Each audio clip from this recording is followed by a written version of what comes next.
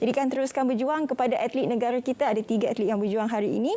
Apapun, sepanjang kita melihat sukan Olimpik di Tokyo ini, satu dapatan kita ialah kebanyakan jurulatih didominasi oleh lelaki. Walaupun sukan itu ialah sukan untuk wanita, tetapi jurulatihnya tetap didominasi oleh lelaki. Jadi kita ingin bertanya bagaimana sebenarnya pelibatan jurulatih wanita ini di dalam sukan, khususnya di dalam sukan wanita. Kalau kita boleh lihat, terdapat juga beberapa kes yang melibatkan jurulatih lelaki yang melakukan gangguan seksual. Sebenarnya ini merupakan satu kes yang terbaru dan masih lagi berlangsung. Jadi kita nak terus saja bersama dengan tetamu kita hari ini untuk berbicara mengenai peranan wanita dalam aspek kejurulatihan, iaitu Puan Wan Nur Ahzan Wan Mahdi, pengarah Akademi Kejurulatihan Kebangsaan. Assalamualaikum. Waalaikumsalam Syafiqah. Apa khabar? Sihat, Alhamdulillah. Baik Puan, bila tadi saya bagi mukadimahnya, kalau kita tengok sukan Olimpik pada tahun ini, walaupun sukan itu sukan wanita, jurulatihnya tetap lelaki. Bagaimana sebenarnya Puan nak merungkai penyataan ini, Puan? Alright, just untuk pemaluman awal sebenarnya daripada jumlah jurulatih yang hadir di Olimpik untuk Olimpik 2020 kali ini hanya diwakili oleh 2 orang jurulatih saja. So ini menunjukkan sedikit kerunsingan lah di pihak negara kita.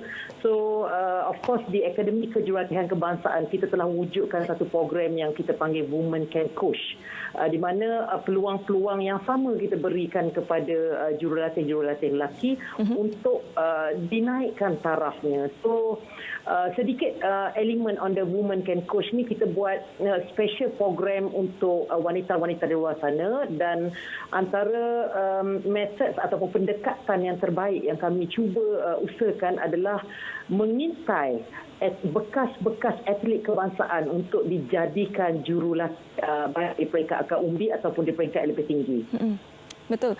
Jadi itu sebenarnya salah satu inisiatif yang sangat baik, yang kalau kita boleh lihat sekiranya atlet itu sendiri yang menjadi jurulatih, dia punya rasa tu akan lebih sampai sebenarnya kepada atlet tersebut. Feel berbeza. But of course kita tidak menidakkan kepada mereka-mereka dekat luar sana yang ingin to be a part of the ecosystem coaching di Malaysia. Maknanya kita tidaklah katakan 100% kita kena ambil bekas national athletes ataupun bekas atlet negeri, tetapi this is salah satu kelebihan, boleh saya katakan salah satu jangkauan untuk kelebihan untuk kita guna pakai untuk kejurulatihan di Malaysia. Okey, kita kembali semula ke asasnya sebenarnya. Apakah kepentingan jurulatih wanita itu di dalam sesuatu sukan bagi pandangan Puan sendiri? Alright, bagi pandangan saya, of course dari segi saintifik, dari segi fiziologi badan and so on, elemen-elemen penting yang biasanya atlet wanita tidak mudah untuk share ataupun kongsi apa yang dia rasa dengan jurulatih lelaki. So kat situ ada satu halangan ataupun big tembok yang besar untuk semua yang berlaku dalam fiziologi badan dia untuk dia bercerita dengan jurulatih lelaki. So dengan jurulatih wanita ni, jurulatih wanita lebih memahami. Of course, kalau saya boleh highlightkan sedikit, remaja yang telah mencapai akhir balik ataupun puberty level, berlaku sedikit perubahan on dia punya fiziologi badan. Contohnya pertambahan lemak, pertambahan body mass and so on, sedikit sebanyak akan menurunkan prestasi pada waktu itu. Tapi pada masa yang sama, jurulatih wanita, bukan saya nak kata jurulatih lelaki tidak memahami, tapi jurulatih wanita because dia adalah same gender, dia lebih mudah. Dan kita juga mahu elakkan elemen-elemen sexual harassment. Berlaku kadang-kala mungkin bagi pandangan jurulatih lelaki benda tu tak ada isu, tetapi as a wanita itu adalah satu perkara yang tidak boleh kita ungkapkan ataupun kita exploitkan dalam situasi kejurulatihan. Macam saya katakan tadi, antara kalau kita boleh lihat pengamatan kita dalam sukan Olimpik Tokyo ini khususnya, walaupun sukan itu sukan wanita, jurulatihnya juga lelaki. Kita tak nampak jurulatih wanita, kuranglah kita nak katakan situ. Tetapi dari segi faktanya sebenarnya, sukan manakah yang sebenarnya penglibatan jurulatih wanita itu agak kurang? Okey, boleh saya nyatakan di sini yang kita masih kurang, contohnya sukan diving. Kalau nak ikutkan dari penerjun-penerjun kita ada 5 orang wakil Malaysia.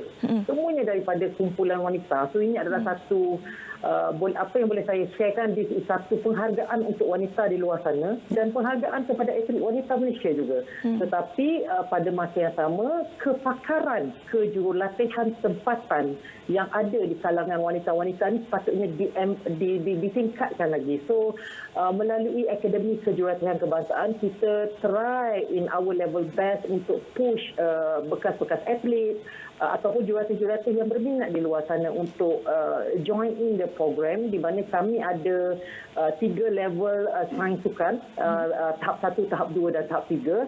Dan besides apa yang ada sekarang ni, bersama-sama kerjasama dengan Persatuan Sukan Kebangsaan, kami juga mewujudkan satu program yang kami develop bermula tahun lepas lagi, iaitu simposium.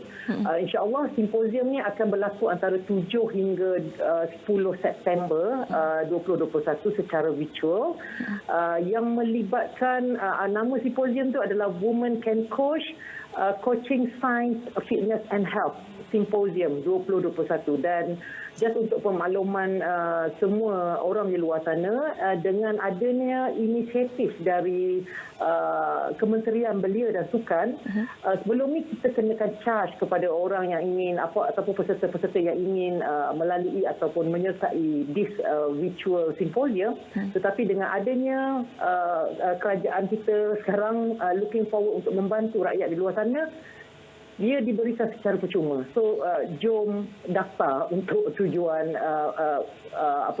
virtual symposium ini. Okey, itu secara amnya. Kalau kita nak lihat perinciannya pula bagaimana, apakah sebenarnya peranan KBS ataupun ISN khususnya dalam meningkatkan lagi penglibatan wanita dalam sektor kejurulatihan ini? Okey, alright. Tadi saya dah highlight pasal Women Can Coach. Kita encourage persatuan-persatuan sukan kebangsaan untuk meramaikan lagi jumlah jurulatih di luar sana. Dan just untuk pemakluman, dia bermula daripada Majlis Olimpik Malaysia, memang dah ada jawatan kuasa wanita dalam sukan, dan melalui Pesuruhjaya Sukan, mana-mana persatuan sukan kebangsaan yang berdaftar di bawah Pesuruhjaya Sukan, salah satu elemen penting yang di-highlight adalah jawatan kuasa sukan, jawatan kuasa wanita dan sukan, di mana perkara-perkara yang dititik beratkan adalah hak-hak atlet wanita dan juga bagaimana nak tambahkan lagi penlibatan wanita baik dari segi kejurulatihan, pentadbiran dan juga kehakiman ataupun kepengadilan. Itu antara langkah-langkah yang sedang dan telah berlaku. Satu permasalahan di sini sebenarnya Puan, kalau kita boleh lihat ialah kurangnya rakyat Malaysia khususnya yang melihat kejurulatihan ini ataupun jurulatih ini sebagai satu kerjaya. Bagaimana sebenarnya KBS dan juga ISN memandang kepada perkara ini? Alright, just untuk makluman semua, melalui program-program yang diwujudkan baik dari segi di Majlis Sukan Negara, di Kementerian Pendidikan Malaysia di bawah Sekolah Sukan Malaysia, Sekolah Sukan Negeri dan juga kepelbagaian yang ada, mereka telah menjadikan program yang diwujudkan melalui Akademi Kejurulatihan Kebangsaan sebagai salah satu syarat penting, di mana baik dari segi jurulatih wanita ataupun jurulatih lelaki perlu mempunyai sijil dan ditambah dengan sijil kejurulatihan sukan spesifik. Contohnya kalau mereka datang daripada bola jaring dan mereka mendapat level 1 di bola jaring, pada masa yang sama mereka juga perlu mendapatkan level 1 di sport science. Okey, so pertambahan level 1 di sport science dan level 1 di sukan spesifik akan membolehkan mereka memegang lesen dari Institut Sukan Negara lah, lesen kejurulatihan, dipanggil lesen C. So kita ada lesen C, lesen B dan lesen A. So encouragement yang macam inilah yang kita look forward dan alhamdulillah sambutan very good daripada persatuan-persatuan sukan kebangsaan yang telah melihat bahawa kepentingan keseimbangan baik dari segi sukan spesifik, dari segi skill, kemahiran-kemahiran skill dan juga dari segi bagaimana menguasai ataupun mendapatkan ilmu untuk sains sukan dan juga perubatan sukan melalui program-program yang kita wujudkan di Akademi Kejurulatihan Kebangsaan. Ini termasuklah contohnya ada injury, pencegahan kecederaan, bagaimana kita nak buat pencegahan kecederaan. Kita ajar mereka kepada pemakanan yang sihat, bagaimana nak mengajar. Because sebagai seorang jurulatih, mereka merupakan mini saintis, mewakili saintis-saintis sebab tidak semua tempat sedia dari segi pegawai pemakanan, pegawai fiziologi sukan and so on. So ini adalah beberapa langkah yang kita gunakan kepada jurulatih di luar sana. Baik Puan, sekali lagi mungkin Puan boleh wawarkan Women Can Coach ini bagaimana untuk menyertainya dan apa di antara program yang boleh Puan kongsikan dalam kesempatan masa yang kita ada ini. Alright, untuk Women Can Coach kita telah adakan khusus-khusus Women Can Coach dalam dah berlaku 3 pun pada tahun ini, 3 series dah akan berlaku lagi pada bulan 8 nanti insya-Allah. Dan beside Women Can Coach yang kita buat melalui boleh layarilah website Akademi Kejurulatihan Kebangsaan dan di situ juga kita masukkan juga yang Women Can Coach WCCS2021.isn.gov.my untuk mereka klik dan daftar secara percuma untuk simposium terbabit. So ini saya harap dapat membantu because antara speaker-speaker besar dalam Women Can Coach nanti adalah Dr. Imelda sendiri, Datuk Marina Chin yang bekas-bekas pemain kebangsaan kita pada waktu dulu akan turut sama join in the program terbabit.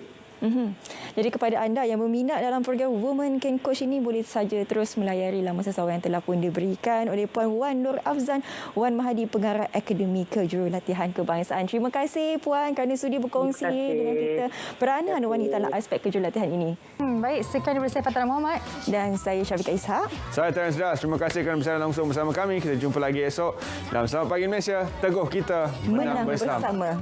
Assalamualaikum.